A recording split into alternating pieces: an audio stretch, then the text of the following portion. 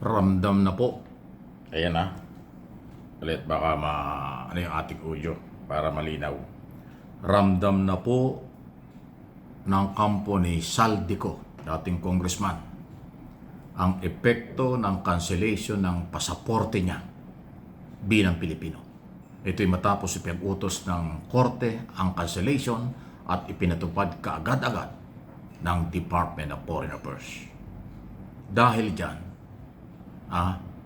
mahihirapan ng gumalaw kung saan man pupunta at kung saan nandoon si Saldico. Dahil sa oras na siya makita, wala na siyang passport, huhulihin siya ng Interpol at kahit sino. Yan ho ay ang sitwasyon. Kaya sinabi kong ramdam na kasi ngayon, nag-file na po ng motion for consideration o umaapila sa korte ang kampo ni Saldico doon sa desisyon sa cancellation ng passport at maging sa Department of Foreign Affairs. Kasi alam po ninyo, doon sa mga madalas mag-travel o nakakaintindi ng mga travel, ang pasaporte po ay international ID yan. Pag wala kang passport sa abroad, pag sinita ka ng immigration, ng pulis at kahit ano, delikado ka. Ibig sabihin, ikaw ay may problema at hindi ka papakawalan. Kung Pilipino ka, makikipag-ugnayan. Halimbawa, US government, halimbawa nasa US ka, ang US government doon sa ating embassy, Consul General's Office. At kung halimbawa ay nasa Europe, saan man lugar ka sa Europe, makikipag-ugnayan ka agad yung makakahuli pag nalaman kang walang pasaporte at pag alam nilang kinansel, ibig sabihin may problema ka, wala na, huli ka na. Masikip ang mundo ng paggalaw, ng ginagalawan mo pag wala ng passport. At saka napakasama ng record na kinansel. Kasi pag kinansel ng gobyerno ang pasaporte mo, ibig sabihin hindi ka na pinapayagang mag-travel.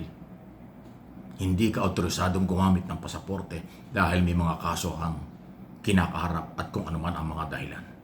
Mabigat po yun. Pero wala tayong magagawa. Dahil ayaw niyang sumuko. Pugante na siya. May warrant of arrest.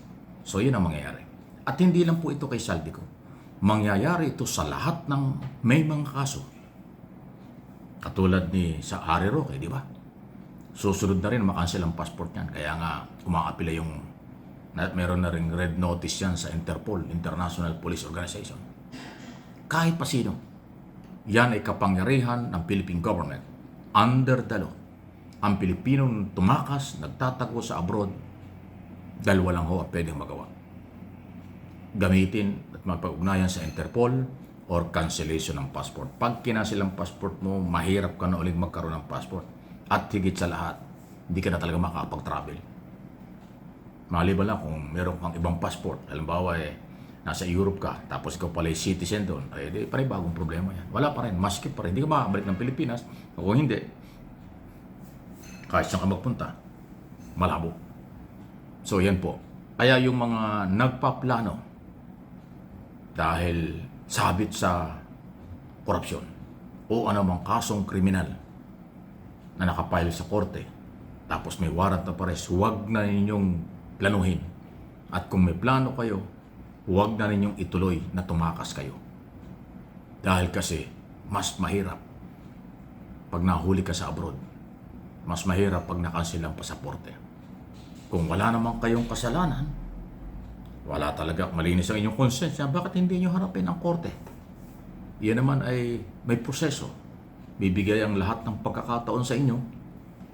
Paano mo ipagtanggol ang sarili mo with testigo at dokumento. Korte na ang bahala doon. Malay nyo, madismiss katulad ni Laila de Lima. Pinakulong ng nakaraang gobyerno, 7 taon. O after 7 years, hindi naman napatunayan. Di acquittal. O masayang-masaya yung Ali. Ngayon, congressman pa. Meron pang paninindigan. Walang takot, hindi nagtago. Hinarap ang kaso, pero na-dismiss din. Ganon ang nangyari. So yung mga tumatakas, balak tumakas, o talagang nagtatago na, pugante na, baka guilty kayo. Tanong lang. Kasi yan ang magiging perception ng tao. Pag nagtago ka, intentional, baka mayroon kang kasalanan. Lalo na ito, graft in corruption. Daang milyon, bilyon, o trilyon ang nawala sa pera ng bayan. Hindi naman pwedeng hindi gagalaw ang Pangulong Marcos at ang ating mga nasa gobyerno at ang pagpapatupad ng batas. Kasi yan ay kanilang sinumpaang tungkulin. Ipatupad ang batas kahit kanino. At sinabi na nga yan ng Pangulo, kahit sino, pag may problema, mananagot sa batas. Ayun, di ba? Kaya hindi ito pananakot. Tanggapin yung constructive itong paliwanag at apila, makakatulong sa inyo. Ang magtatago, ibabaliwala ang batas, ibabaliwala ang ating gobyerno, kalaboso kayo sa bandang huli. Ito sample lang. Ano ba nangyari kay Duterte? Pinagmumurat, binabanatan niya yung ICC. Ano nangyari? Bumagsak din sa ICC. Kulong. Hindi nga makalaya. Nahingi nga ng pansamantalang paglaya. Interim release. Hindi pagbigyan. Ano nangyari doon kay Kibuloy? Na may kaso rin siya. Akusado lang. Ang tagal bago sumuko. Ang tagal nagkaroon ng katakot-takot na drama, nahirapan ng pulis. Kahit mayroong court order. O ano nangyari? Kulong din. Mahigit ng 1 taon. Lahat ng apila, house arrest, hospital arrest, hindi pagbigyan ng korte. Kasi nga nung umpisa, wala nang respeto sa court order. Yun po yung epekto. Hindi naman po ako nagmamagaling. Pag ang hukom or korte nag-order ng arrest at hindi nyo nirespeto at babagsak pa rin kayo sa bandang huli, mahihirapan kayong bigyan ng pagkakataon ng inyong mga petisyon at motion. Kasi sa umpisa, hindi nyo respeto, pero naman kayo pagkakatiwalaan. Paano papayagan kayo mag-house arrest, hospital arrest, o interim release? Malabo talaga. Pero ako naniniwala, sa aking paniniwala at opinion, kung from day one, sumunod sa batas, baka wala silang problema. Kung from day one, sumunod sa court order, baka nabigyan ng consideration ng pansamantalang paglaya. Ganun lang yun eh. Kasi ang mga judges, dito at sa abroad, tao din lang mga yan. Tao lang sila.